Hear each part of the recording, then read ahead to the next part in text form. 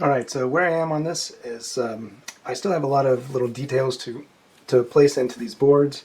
I've got to still make my final decision on this tree here in the background, and I want to put in some texture to show there's really just an open field of grass here, but there's different shadows that kind of streak along the ground.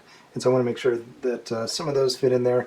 I'm not going to do very much with the background, and because of that, I'm not going to completely fill the foreground with grass texture, because I think that would kind of throw off the fact that we'll end up with so much negative space in the background, and I think we need to create just areas of white space, white paper in the foreground and the background. This tree is, I'm still up in the air. I'm gonna do it last.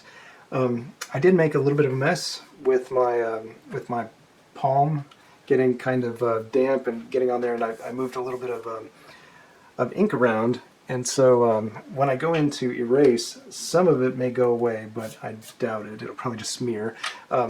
Another option that I may have in here is that after I get all my other like grasses and textures in there, I may not care. It may not be a big deal.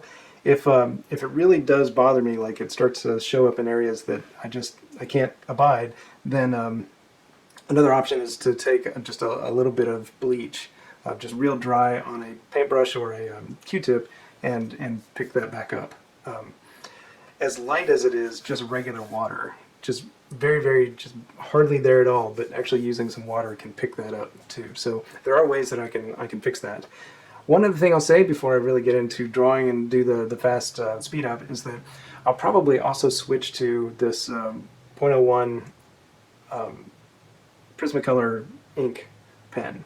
And the reason is that my paper is soaking up my ink a little faster than I want it to. I ended up using a paper that has a pretty good tooth to it. It's somewhat rough, and one thing I like about rough paper is that you pick up some of the texture from it, as well as just the feedback you get from the nib.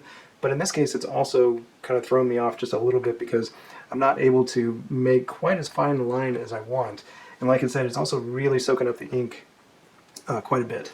So so this pen will kind of sit on top a little more, won't soak into the paper as much, and I'll be doing just more shadowing and shading and stuff. So like this tree I haven't shaded yet at all. I went ahead and put in all of its texture, but I'll be going in and just lightly, darkening some aspects of it too. So and with these little details in these boards, I'll probably do a mix of this and the steel nib.